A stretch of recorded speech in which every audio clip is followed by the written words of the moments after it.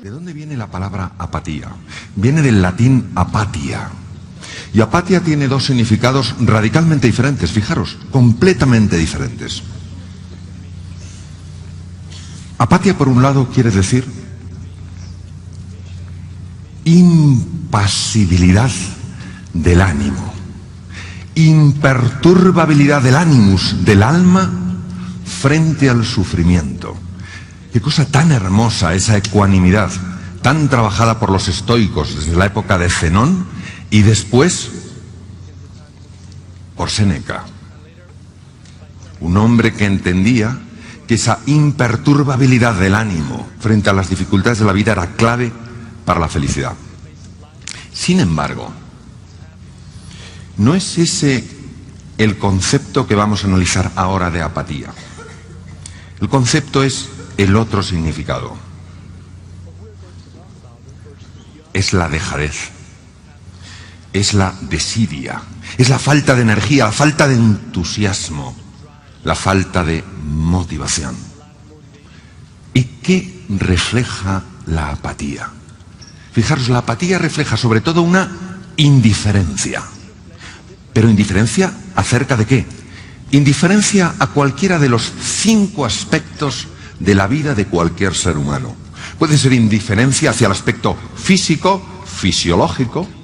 Puede ser indiferencia hacia el aspecto psicológico, el emocional, el social o el espiritual. Ya que todo ser humano se mueve en esas 5 facetas.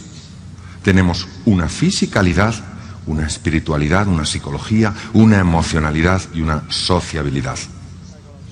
Y la pregunta es, ¿cuáles son las causas de esa apatía, de esa desidia? Porque causas existirán seguro. Pues fijaros, si había 5 planos de la vida humana, físico, psicológico, emocional, social y espiritual, también hay 5 causas de esa apatía. El primero es la ignorancia, el no saber, la falta de conocimiento. El segundo es la falta de reflexión. El tercero es el miedo a cometer errores. El cuarto es la pereza.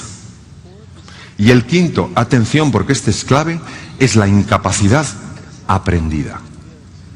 Y vosotros os preguntaréis, o nos preguntaremos nosotros, ¿la incapacidad se puede aprender? Si yo me siento incapaz a la hora de aprender un idioma, de manejar un programa de ordenador, de relacionarme con otras personas, ¿es posible que yo no sea así, que no tenga esta incapacidad en mi origen? ¿Es posible que la haya aprendido? Sí, rotundamente sí. La incapacidad se puede aprender. Y se puede aprender incluso a nivel de los roedores. Posiblemente os suene una de las figuras más importantes actualmente en el mundo, en psicología, el padre de la psicología positiva, Martin Seligman, uno de los experimentos que hizo en su época más juvenil, con ratitas que estaban metidas en una caja, en una jaula, y había cuadraditos, de tal manera que recibían descargas eléctricas.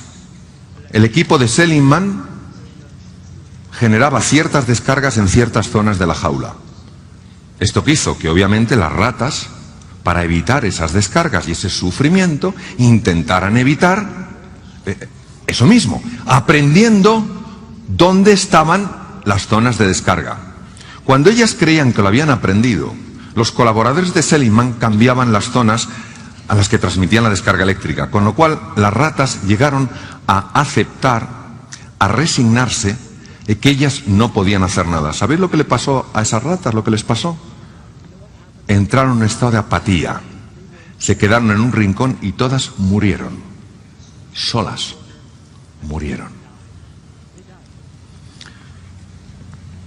Luego estamos hablando de algo importante, de algo que puede estar limitando nuestras vidas, limitando que nuestras vidas sean un ejemplo de crecimiento, evolución y plenitud.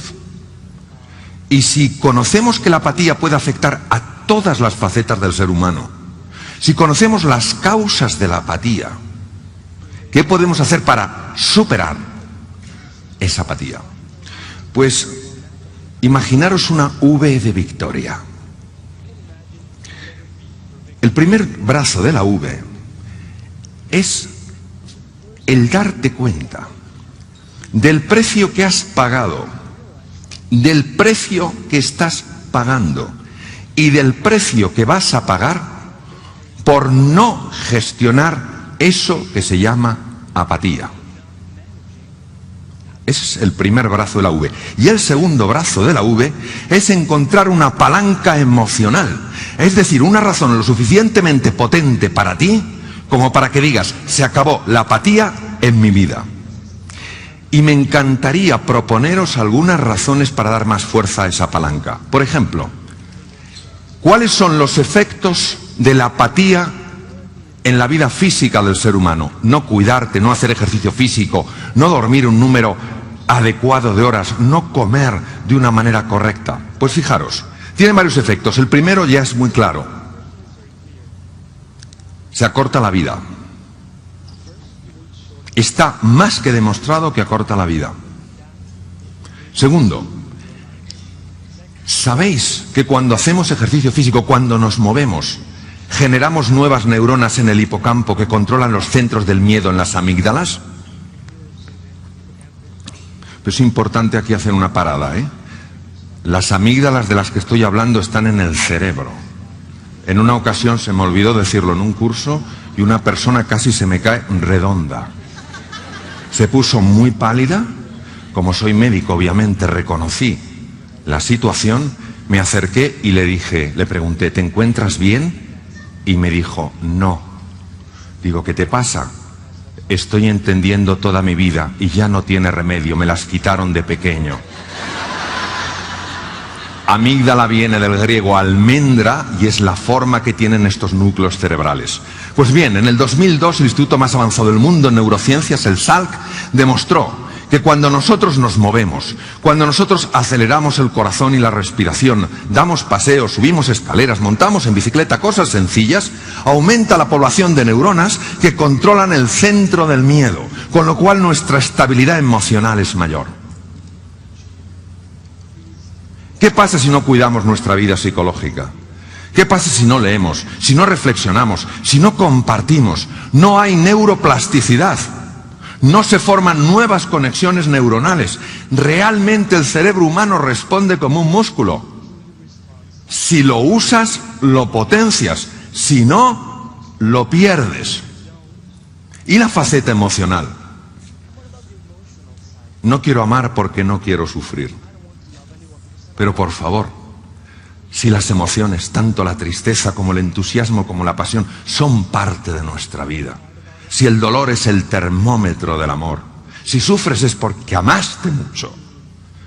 Qué pena aquellos que nunca han amado y por tanto nunca pueden sufrir. No conocerán la belleza del amor. Pero es que además, a nivel cerebral, lo sabemos perfectamente desde los estudios de Teresa Maville en Harvard. La creatividad es hija de la pasión. Lo que el corazón quiere sentir, la mente se lo muestra. Si tú quieres crear un nuevo futuro lleno de posibilidades, has de apasionarte. No es un tema de que solo el intelecto te lleva, es que el intelecto se abre cuando tú te entusiasmas y te apasionas por algo. ¿Y la faceta social? Los seres humanos somos seres de encuentro.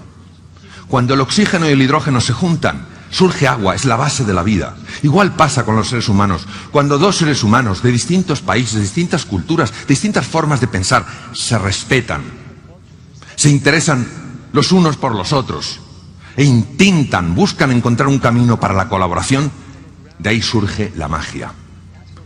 ¿Y qué os voy a contar de un mundo que no quiere saber muchas veces nada de la espiritualidad? Santo Tomás de Aquino en el siglo XIII después de Cristo dijo todos los pecados del hombre. La palabra pecado viene del arameo, zazín. Todos los errores del hombre proceden del mismo origen, la soberbia. La espiritualidad no implica tener una religión. Sí implica encontrar el verdadero sentido en tu vida. Porque eso, como decía Helen Keller, es lo que te va a dar la fuerza. Si miras al sol, no podrás ver la oscuridad. Y por eso os animo muchísimo a que encontréis vuestra palanca emocional, para que podáis decir con firmeza, con fe y con confianza, está en mí. Yo puedo, vaya que sí puedo. Gracias.